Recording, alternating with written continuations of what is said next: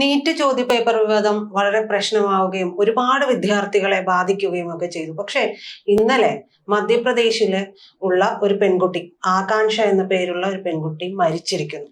അതും ഈ ചോദ്യപേപ്പർ വിവാദവുമായി ബന്ധപ്പെട്ട് തന്നെയാണ്. ഈ ചോദ്യപേപ്പർ വിവാദത്തെ ഇത് ഉണ്ടായതിനു ശേഷം അതുമായി ബന്ധപ്പെട്ട മന്ത്രിയെ ഇപ്പോഴും വച്ചുകൊണ്ടിരിക്കുകയാണ് BJP. ഇതിൽ എന്തെങ്കിലും ഒരു നടപടി ഉണ്ടാകുമെന്ന് പ്രതീക്ഷിക്കാമോ? ഈ പെൺകുട്ടിക്ക് നീതി ലഭിക്കും? എനിക്കൊരു പ്രതീക്ഷയില്ല. നമ്മുടെ നാട്ടിൽ ആരാണ് ഈ പെൺകുട്ടിക്ക് വേണ്ടി ശബ്ദം ഉയർത്തുന്നത്? അല്ലെങ്കിൽ പെൺകുട്ടി എന്ന് താങ്കൾ പറഞ്ഞല്ലോ, യഥാർത്ഥത്തിൽ ഒരു പെൺകുട്ടിയില്ല, 6 പേര് ഇതിനകം മരിച്ചു കഴിഞ്ഞു. ഒന്നാമത്തെ കാര്യം, ഇതിന്റെ ഗൗരവം എന്താണെന്നുള്ളത് നമ്മുടെ നാട്ടിലുള്ള സാധാരണക്കാർക്ക് മനസ്സിലായിട്ടില്ല. ഈ national eligibility come entrance test എന്ന് പറഞ്ഞ പരീക്ഷ എന്ന് പറയുന്നത് ഏതാണ്ട് ഒരു 300-ൽ താഴെ, നേരത്തെ ഒരു 5 കൊല്ലം മുമ്പുള്ള കണക്ക് 247ആണ്. ഞാനിപ്പോ അത് പറയുന്നില്ല. 300-ൽ താഴെയുള്ള മെഡിക്കൽ കോളേജുകളിലേക്ക് നടക്കുന്ന ഏറ്റവും ചുരുങ്ങിയ സീറ്റുകൾക്ക് വേണ്ടി ലക്ഷക്കണക്കിന് ആളുകൾ, 10 ലക്ഷത്തിലധികം പേര് വന്ന് പരീക്ഷ എഴുതുന്ന ഒരു പരീക്ഷയാണത്. ഇപ്പൊ നീറ്റ് എഴുതിയിരുന്ന 22 ലക്ഷം പേരാ. അപ്പൊ 22 ലക്ഷം പേര് പരീക്ഷ എഴുതും. എത്ര സീറ്റുകൾക്ക് വേണ്ടിയിട്ടാണെന്നറിയും? ഈ പറയുന്ന ഇത്രയും 300 മെഡിക്കൽ കോളേജുകളിൽ എത്ര സീറ്റ് ഉണ്ടാവും കൂടിയെന്നാ? അപ്പൊ അത്രയും വളരെ ചുരുങ്ങിയ സീറ്റുകൾക്ക് വേണ്ടിയാണ് ഒരു പരീക്ഷ എഴുതുന്നത്. യഥാർത്ഥത്തില് ബോർഡ് എക്സാമിനേഷനിൽ ഏറ്റവും കൂടുതൽ മാർക്ക് മേടിച്ച 97, 98, 99% മാർക്ക് മേടിച്ച കുട്ടികള്, താങ്കൾ അറിയേണ്ടത് ഇതിനു വേണ്ടിയിട്ട് കഴിഞ്ഞ 3 കൊല്ലം 5 കൊല്ലം 8ാം ക്ലാസ് മുതൽ തുടങ്ങുന്ന ഒരു കോച്ചിങ് ആണ്. ആ കോച്ചിങ്ങിന് എടുത്ത് 5 കൊല്ലം, അതായത് എല്ലാ 2ാം ശനിയാഴ്ചകളിലും ഞായറാഴ്ചകളിലും പൊതുവെ ദിവസങ്ങളിലൊക്കെ കോച്ചിങ്ങിന് പോയി അത്രത്തോളം കഷ്ടപ്പെട്ട്, ശരിക്കും പറഞ്ഞിട്ടുണ്ടെങ്കിൽ ഇവിടുത്തെ ഒരു സിവിൽ സർവീസോ അല്ലെങ്കിൽ ബാക്കിയുള്ള പരീക്ഷകളൊക്കെ എഴുതുന്നതുമായിട്ട് കമ്പയർ ചെയ്തിട്ടുണ്ടെങ്കിൽ അത്രത്തോളം കഷ്ടപ്പെട്ടാണ് അവർ ആ പരീക്ഷ എഴുതുന്നത്. ഈ കുട്ടി എഴുതി വെച്ചേക്കുന്ന ഡയലോഗ് ഉണ്ട്. ഇപ്പൊ ഒരു ആത്മഹത്യക്കുറിപ്പുണ്ട്. ആ ആത്മഹത്യക്കുറിപ്പ് നമ്മളൊന്ന് വായിക്കേണ്ടതാണ്. ആകാംക്ഷ ചതുർവേദി 18 വയസ്സുള്ള കൊച്ചാണ്. വലിയ പ്രതീക്ഷ ഉണ്ടായിരുന്ന ഒരു മകളാണ്. വളരെ നല്ല വിദ്യാഭ്യാസം നേടിയിട്ടുള്ള ഒരാളാണെന്ന് നിങ്ങൾ ആലോചിക്കുന്നുണ്ട്. ആ കൊച്ചു എഴുതി വെച്ചേക്കുന്ന ഡയലോഗ് ഇതാണ്: അമ്മ, അച്ഛ, മകൾ പഠിച്ചു ഡോക്ടറാകുമെന്ന് നിങ്ങൾ വിശ്വസിച്ചിരുന്നു. പക്ഷെ നീറ്റ് വീണ്ടും എഴുതാൻ എനിക്ക് ധൈര്യമില്ല. നിങ്ങളെ ഞാൻ വിഷമിപ്പിച്ചു. ആദ്യ പരീക്ഷയിൽ നല്ല മാർക്ക് കിട്ടുമായിരുന്നു എന്ന് എനിക്ക് ഉറപ്പുണ്ട്. പക്ഷെ വീണ്ടും എഴുതിയാൽ അങ്ങനെ കിട്ടുമെന്ന് എനിക്ക് ഉറപ്പില്ല. എന്നോട് ക്ഷമിക്കുന്നതാണ്. ഇതിന്റെ പ്രശ്നം എന്താണെന്ന് വെച്ചാൽ, നമ്മളൊരു പരീക്ഷ എഴുതുന്നു. ആ പരീക്ഷയിൽ ഒരു കോമ്പറ്റേറ്റീവ് എക്സാം ആണ്. അതെന്ന് പറഞ്ഞിട്ടുണ്ടെങ്കിൽ ഇപ്പൊ നമുക്ക് 10 സീറ്റ് അവിടെ ഉണ്ട്. ആകെ വളരെ കുറച്ച് സീറ്റേ ഉള്ളൂ. അതിലേക്കാണ് 22 ലക്ഷം പേര് എഴുതുന്നത്. അപ്പൊ അത്രയും സീറ്റുകളിലേക്ക് നിങ്ങൾക്ക് അഡ്മിഷൻ കിട്ടണമെങ്കിൽ ബാക്കിയുള്ളവരുടെ പെർഫോമൻസ് ഇമ്പോർട്ടന്റ് ആണ്. കാരണം അവര് നിങ്ങളെക്കാൾ മുമ്പിൽ കയറി നിങ്ങൾക്ക് കിട്ടൂല. അപ്പൊ അതുകൊണ്ട് തന്നെ കോമ്പറ്റീഷൻ എത്രത്തോളം നിങ്ങൾക്ക് മാക്സിമം ഫണ്ട് ഇടാമോ അത്രത്തോളം ഇടണം. ഇതിനുവേണ്ടി 8ാം ക്ലാസ് മുതൽ പലപ്പോഴും ആളുകൾ കോച്ചിങ്ങിന് പോകുന്നതാണ്. അവരുടെ ജീവിതത്തിൽ പിന്നെ ഒരു ശരിക്കും പറഞ്ഞ ഒളിമ്പിക്സിനൊക്കെ പങ്കെടുക്കുന്ന പോലെ തന്നെ ഒരു വേറെ താല്പര്യമോ എന്റർടൈൻമെന്റ്സ് ഒന്നും ഇല്ലാതെ ഒരു കോച്ചിങ്ങിന് പോകുന്നവരാണ്. അങ്ങനെ കോച്ചിങ്ങിന് പോകുന്ന ഒരു കുട്ടിയല്ല, 6 കുട്ടികളാണ് ഇതുവരെ മരിച്ചേക്കണം. ഇനി ഇതിൽ ആകാംക്ഷ ചതുർവേദിയുടെ വീട്ടിലെ സാഹചര്യം എന്താണെന്നറിയോ? പിതാവ് കർഷകനാണ്. കർഷകനായിട്ട് അദ്ദേഹത്തിന് സ്വന്തം വീട്ടുകാര്യങ്ങളും ബാക്കി മടങ്ങളുടെ പഠനച്ചെലവൊക്കെ സഹിക്കാൻ പറ്റാത്തത് കൊണ്ട് അദ്ദേഹം പാചക തൊഴിലാളിയായിട്ടുള്ള ജോലിക്ക് പോവാണ്. എന്തൊരു ബുദ്ധിമുട്ടാണ് ഉണ്ടാവുക. ആ ബുദ്ധിമുട്ടിനൊപ്പം കിസാൻ കാർഡ് വഴി 3 ലക്ഷം രൂപ വായ്പ എടുത്തിട്ടുണ്ട്. കൂടാതെ വേറെ ആളുകളിൽ നിന്ന് വായ്പ എടുത്തിട്ടുണ്ട്. ഇതിങ്ങനെ മരിക്കുന്ന 6ാമത്തെ കുട്ടിയാണ് ഈ നീറ്റ് പരീക്ഷയ്ക്ക് ശേഷവും നിങ്ങൾ മനസ്സിലാക്കണം. ഇനി ഇത് കൂടാതെ ഈ നമ്മുടെ സമൂഹം അറിയേണ്ട ഞെട്ടിക്കേണ്ട ഒരു കാര്യമുണ്ട്. അതെന്താണെന്നറിയോ? രാജസ്ഥാനിലെ കോട്ട എന്ന് പറയുന്ന ഒരു സ്ഥലമുണ്ട്. ഈ രാജസ്ഥാനിലെ കോട്ടയില് IIT-യുടെ എൻട്രൻസ് കോച്ചിങ്, അതുപോലെ നീറ്റിന്റെ കോച്ചിങ്, ആകാശ്, അതുപോലെ തന്നെ ഫിഡ്ജി, ഈ പറയുന്ന നാരായണ, ഇതുപോലെയുള്ള നിരവധി ഇൻസ്റ്റിറ്റ്യൂട്ടുകൾ, അവർക്കൊക്കെ ഇപ്പൊ കേരളത്തിലൊക്കെ സെന്ററുകളുണ്ട്, ഇൻസ്റ്റിറ്റ്യൂട്ടുകളുടെയൊക്കെ കേന്ദ്രമാണ്. ആ കേന്ദ്രത്തിൽ ഒരു കൊല്ലം പലപ്പോഴും മരിച്ചു വീഴുന്നത്, ആത്മഹത്യ ചെയ്യുന്നത് 10, 20, 21 കുട്ടികളാണ് ഒരു ഇൻസ്റ്റിറ്റ്യൂട്ടിൽ പഠിക്കുന്നത്. ഏത് എൻട്രൻസ് കോച്ചിങ്ങിന്റെ പ്രഷർ താങ്ങാൻ വയ്യാതെ ഒരു ഇൻസ്റ്റിറ്റ്യൂട്ടിൽ, ഇപ്പൊ നാരായണ എന്ന് പറഞ്ഞൊരു ഇൻസ്റ്റിറ്റ്യൂട്ടിൽ എനിക്ക് തോന്നുന്നു 2017-ലോ 2018-ലോ മറ്റേ മരിച്ചേക്കുന്ന 23 കുട്ടികളാണ് അവിടെ മാത്രം IIT-യുടെ കോച്ചിങ്ങിന് വന്നേക്കുന്നത്.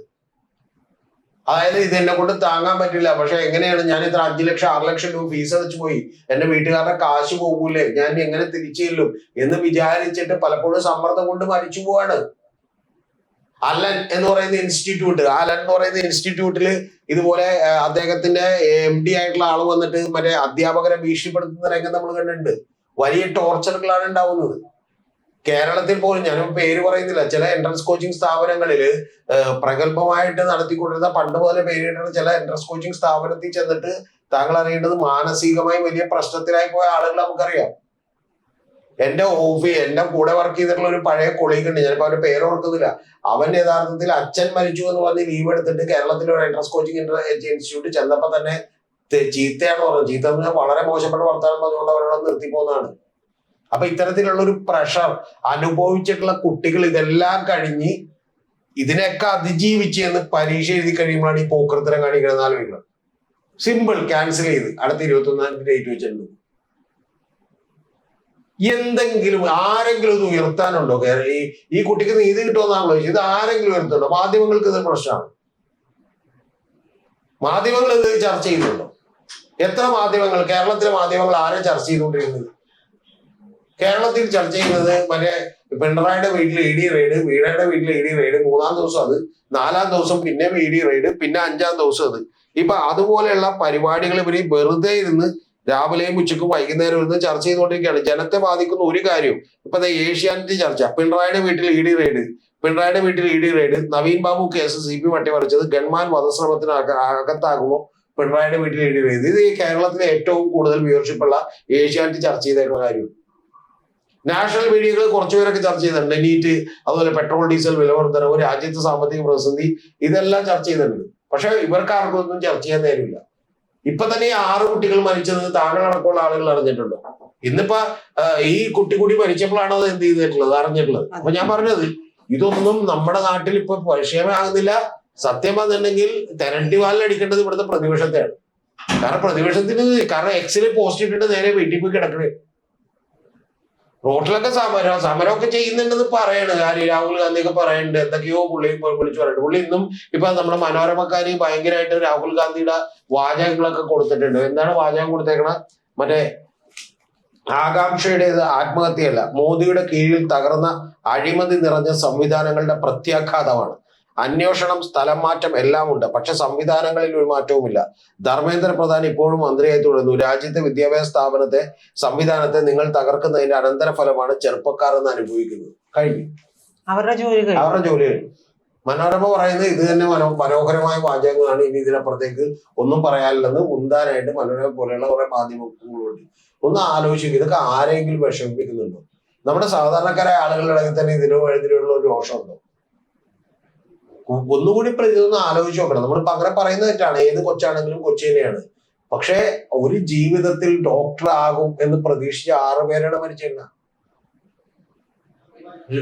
ഇത് പ്രജിതക്ക് പോലും ഇത് ഞാനിപ്പോ എത്ര ഇവിടെ നിന്ന് പറഞ്ഞാൽ അതിന്റെ ഗ്രാവിറ്റി മനസ്സിലാവില്ല. പ്രജിത കൊച്ചു പഠിക്കണമെന്ന് ഞാൻ പ്രജിത അറിയേണ്ട ഒരു കാര്യമുണ്ട്. ഇപ്പൊ പാലായില് എൻട്രൻസിന്റെ കോച്ചിങ്ങിന് പോകണമെന്ന് വെച്ചാൽ പ്രജിത എന്ത് ചെയ്യണമെന്ന് അറിയാം? പ്രജിത അതിരാവിലെ എഴുന്നേക്കണം. എത്ര വർഷം എന്നറിയാം? 5 കൊല്ലം. 5 കൊല്ലവും പ്രജിത എന്ത് ചെയ്യണം? എല്ലാ സെക്കൻഡ് സാറ്റർഡേയും സൺഡേസും പബ്ലിക് ഹോളിഡേസിലും പ്രജിത രാവിലെ 5 മണിക്ക് എഴുന്നേറ്റ് കൊച്ചിനെ റെഡിയാക്കി പ്രജിത ഹസ്ബൻഡോ അല്ലെങ്കിൽ ആരെങ്കിലുമോ നേരെ അവിടെ കൊണ്ടുപോയി അവിടെ വൈകുന്നേരം വരെ നിന്ന് തിരിച്ചു കൊണ്ടിരുന്ന ആളുകളുണ്ട്. അത്രയും കഷ്ടപ്പെട്ടിട്ടാണ് എന്ത് ചെയ്യുന്നത് ഒരു കുടുംബം മുഴുവൻ. അത് പഠിക്കാൻ വളരെ മിടുക്കുണ്ട് എന്ന് വിചാരിക്കുന്ന കുട്ടികളാണെന്ന് ആലോചിക്കണം. അപ്പൊ അതുകൊണ്ട് ഇത് എവിടെയാണ് ഇനി? ഇത് ആദ്യത്തേതാണോ?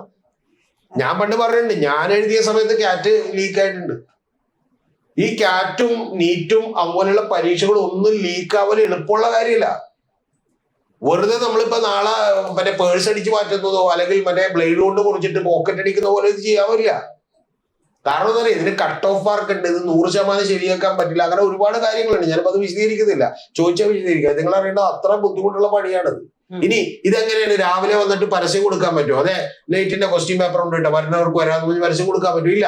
അപ്പൊ ഇതൊരു ഓൾ ഇന്ത്യ ലെവലിലുള്ള നെറ്റ്വർക്ക് വേണ്ടേ? രഹസ്യമായിട്ട് നീറ്റ് എഴുതിയ കുട്ടികളെ കാണണം, അവരുടെ ലിസ്റ്റ് കിട്ടണം.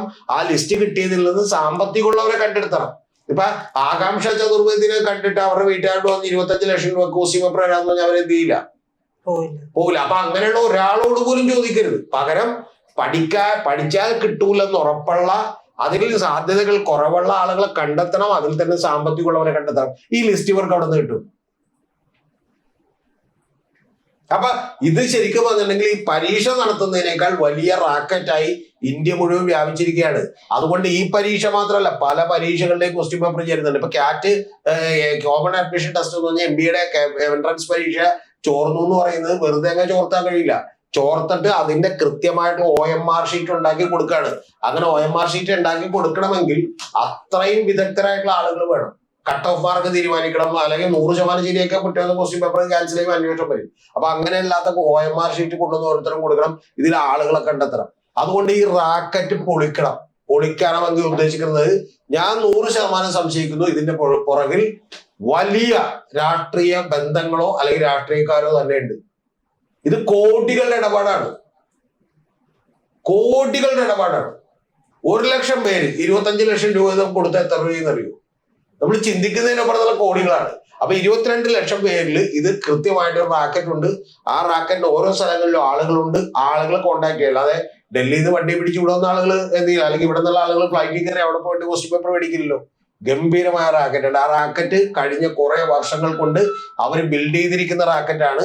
ആ ബിൽഡ് ചെയ്തിരിക്കുന്ന റാക്കറ്റ് പൊളിക്കാത്തതിന്റെ കാരണം ഇതിന്റെ പുറകിലുള്ള രാഷ്ട്രീയമായിട്ടുള്ള ബന്ധങ്ങളാണ്.